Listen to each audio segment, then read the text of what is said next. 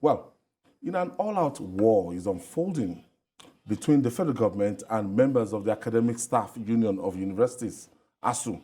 The federal government has dragged ASUU to court over its 7-month-old strike. The suit filed on behalf of the government by the Minister of Labour and Employment, Ngige, before Justice Polycarp Hamman of the National Industrial Courts of Nigeria in Abuja has been adjourned till 16th of September.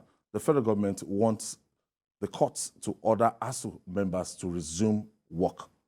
Paul, so it's now becoming, they've shifted the battle from the dialogue table. Now it has gone to courts.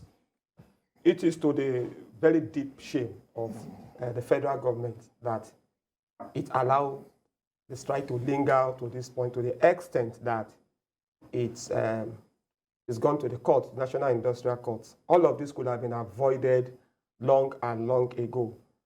However, while it's within the law to go to court.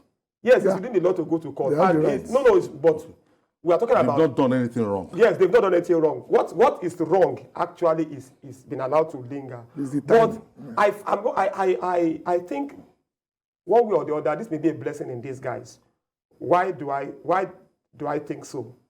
Now, lawyers hold divergent views on whether, the major issue now is, I think the major issue now is that whether the lecturers deserve to be paid for the month. From February. Now, there are lawyers who will tell you that the trade dispute our trade union have does not... No work, no pay. No work, no pay. If you does not make it legal it's not legally binding on FG to pay striking workers. It's there in the laws. So some lawyers are quoting the law. How about in their own trade dispute act that says that nobody is going to be penalized for any action carried out during... I'm going there. I'm getting there. There are others, you see. I think it is time for the National Industrial Court to settle this. Yeah, to be tested. That's why I said it's a blessing in disguise, because it is going to be a settled matter. Another thing, before, it was believed that cases arising from National Industrial Courts could not be appealed, except cases that to do fundamental human rights or border on crime. But the Supreme Court in 2017, in a judgment of 4-1, held that all cases emanating from the National Industrial Court can be appealed. I think wherever it goes... From the National Industrial Court? Yes, can be appealed at the Court of Appeal? At the Court of Appeal, yes. The Supreme Court held that. All courts that are parallel. Yes. Okay. NIC is parallel to the High Courts. Okay. So, now, it's going to be very interesting. Although, unfortunately, it might make the strike linger, except if they are able to settle. But it may provide an opportunity for us to know what exactly is the position of the law. Whichever way it goes, I hope any party that is affected will obey the law. But it is obey the court's order. But it's unfortunate. I will still blame government for allowing this to linger. What will it take the government? The money is there somewhere. And as a regular practice, as they used to do before previous strikes, they pay them their outstandings immediately after they call the strike, except the federal government is saying we don't have these funds ready. I think it's a matter of fundamental difference between style and the letters of the law. Nobody expects strikes to last this long. If you look at the letters of the law, it presupposes that the strike will take 3 weeks, 2 months. They're talking about 7 months. It now become a pattern. What is supposed to be an abomination is now the norm. So in that, I agree with the federal government. But I like this case for only one reason. It allows both sides to leave the table with their reputations intact. Lecturers can now say, yeah, we are obeying the court not because we agree. We are obeying the court because we are people who obey the law. And they can go back to class and continue to negotiate. Also allow government the reprieve to say that the court has given the order that they should resume. And it's no longer a problem if they are not obeying the law. So at the end of the day, it may be a win-win situation where both parties can leave the table happy. Lecturers will resume, federal government will continue to do what they do best by ignoring all the agreements. And down the line, something will be worked out. Is it possible that before before the next adjournment or during the next adjournment, the court can say why we adjudicate upon your dispute. Status quo. Lecturers go if back an to application is made to that effect, that while the will ASUU obey such order? This court order should be obeyed now. No matter, not only ASUU, no matter federal even government. federal government, whichever party, court order should be obeyed. You understand what I'm trying to say? So I don't see any reason why we should not be obeying the court orders in this country. Because in the end, whose interests are we chasing? The interest of the students. However, I may not agree with him in the aspect of even if the judgment does not go in favor of ASUU, federal government doesn't have to say we won't stand by the agreement, because it's not it's the interest of the growth of our university education. Universities that have become like glorified secondary schools. You understand? It's not even about what ASUU wants. It's not even about what federal government wants. It's about the growth of education in the country. So if some of the things that ASUU is asking for are to grow that sector, to make it viable, why would the federal government not renege on it, whether court order favors them or not? That's what I think about that. Parents are considering, withdrawing their children 6 months, 7 months after to private universities, and private universities now are very expensive. Very, very. Very. Most parents cannot afford to fly. Nobody who has a normal salary can afford. Nobody that lives within his means, within the context of Nigeria today, can afford private universities. And I'm talking from experience. Two things need to happen. Remember, a few years ago, Professor Polycarp said we should declare a state of emergency in the education sector. The reason why we are here is because in 1977, 78 or thereabouts, General Abuja decided in his own wisdom that he's going to opt every university in Nigeria and bring it to the center. And that's the problem we've been having in the Nigerian university system today. ASUU itself is the creation of that anomaly. University of Ife was basically the property of Western region. UNL was property of Eastern region. ABU was property of Northern region. And they know why they set it up. Even when Bender State was created, that was the first federal university created by the federal government, University of Benin. Every other university was basically the university that belonged to the region where they emanated from. And that's what we need to return to. This centralized something doesn't work. People should do what they do all over the world. Give us free education from primary to secondary school. After that, give us avenues to raise money to go to the university. Don't forget that state governments, they'll be finding it difficult and hard to agree. Some of them are already whatever opting out. Agreed on the table, because already the 18,000, the 30,000 minimum wage, most states, they've not started paying it. And those ones paying it, they are not paying it, they are paying it, what do you call the staggered. In a staggered way.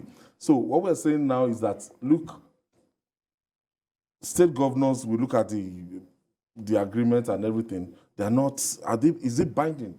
Or state universities are on solidarity strike with federal universities? I was thinking about this issue. I don't understand. I don't know how state universities will benefit from whatever ASUU is asking. Even if the government, even if let people say FG gives them all they want. 1 trillion. How, for example, will Kogi State University do? Will Kogi State? Kogi State University is in session. Okay, Kogi State University is in session. Those Lagos State University is in session. Yeah. There are states whose ASUU joined these universities. Yes. So what do they stand to gain from it? I think what those lecturers in those states should do is to negotiate with their state governments, discuss with their state governments. And those are your employers. We also need to be very realistic. Let people sit down.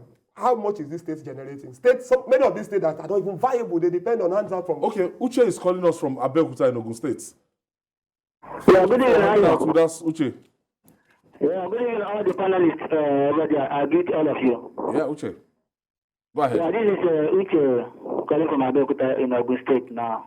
Go ahead, Uche. I think this government has failed woefully in all aspects. Now, talking about education, I remember when our dear president was in the opposition, he was saying that ASUU going on strike is.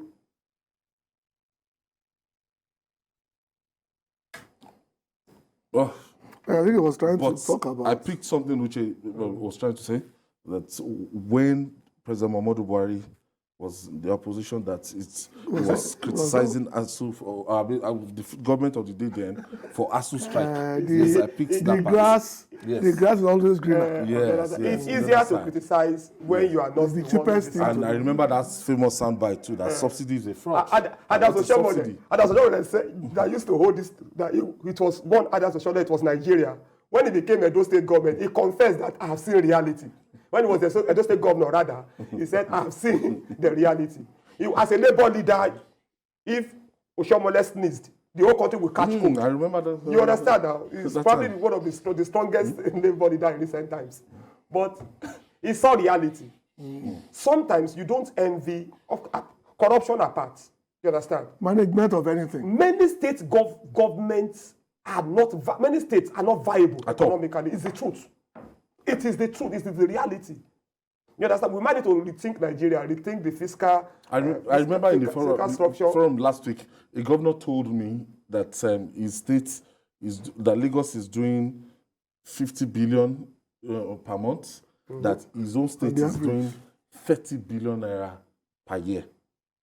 Imagine that. That his own state, a whole year, their IGR, 30 billion naira. That if Lagos State divide is doing by 50 12 billion per month, There are so many variables that does not favor him making that kind of money. And again, we have to do an entire program to even talk about this. Because I can't do this today. Because you have to realize that when the regions were regions, competition was fierce. Because they control 50% of whatever they do. 30% to the general ports, 30% to run the federal government. Now, every kobo goes to the federal government. And they give whatever share comes to you based on land mass and population. And there are states that will never qualify for more than they make. Most of them are not even needed right now. States were created basically because there was a need to create states to break the regions. Down to the grassroots. For the war of 1967. Every other state created after that was basically vanity projects. And why the too much of emphasis on university education? You know, a lot of people that have no business. Like I said, we have to do another program dedicated to education. Honestly. Because we wonder why we kill ourselves over this. Okay, we have Ade calling us from London. Ayo, how are you? Thank you for joining us, Ade. The reason I'm calling is that Afe Babalola, well-respected elderly man in Nigeria, gave advice to the federal government or to Nigerians that let's have a government of national unity for 6 months to restructure. We don't need election. There's no way the election will happen with what is going on. Mark my word. Because all this crisis, killing, my people in Australia, they are still in the forest. They are talking of... Yes, Ade, you are in London, but election we hold in Nigeria. And we hold elections, don't worry. We have a constitution. Nigeria is our constitution does not give room for interim national government or anything. Nigeria is like the scrotum of the goats. It will keep dangling. It will not fall. Okay. All right. And finally, it's season of politics in Nigeria, and if you can never be certain of what politicians can do to curry interest, the spokesperson of the Senator Rabiu Kwakwanso presidential campaign organization, Ladipo Johnson, has dispelled speculations that his principal is considering backing other candidates. Johnson was reacting to speculations on the social media that the new Nigerian People's Party, NNPP, presidential candidate is considering stepping down for either the presidential candidate of the People's Democratic Party, Atiku Abubakar, or that of the All Progressive Congress, APC, Asiwaju Bola Ahmed Tinubu. He maintained that Kwakwanso is not in the race to negotiate.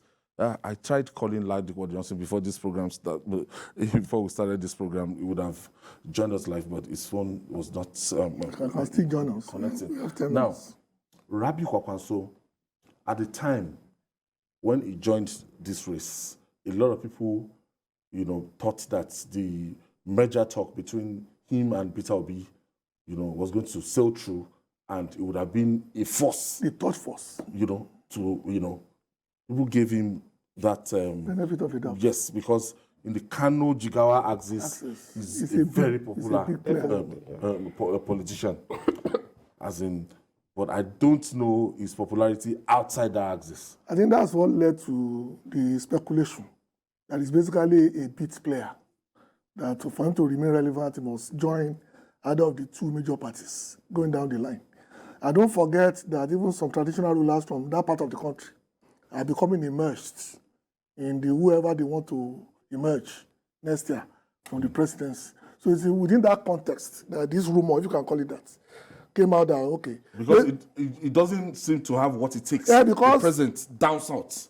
Because they expect that the level that labor is flowing, it will be the same way Kwankwaso is flowing. Because they are meant to be at the same level, just under the two major parties. But if you look now, the thing has thinned down to maybe two major parties and one smaller party and a lot of also run parties. So people are now saying, okay, if you are no longer a major national player, as NNPP was supposed to be, maybe what you are doing is basically preparing yourself to become something for somebody else. So that's where we stand. So if we go to deny it or not, is of no relevance, because we will know whether it's true or not as we move forward towards the election. Don't forget, the man who left APC to the one that was doing something for Chuaji before, from Kano, Jubril. So Jubril promised us that in the next few weeks we will hear that NNPP will take over everything. But that was about 2-3 months ago. I'm sure I cannot say that now. They're yet to take over. Unless the Nigeria is talking about does not go beyond the Jigawa border. All right.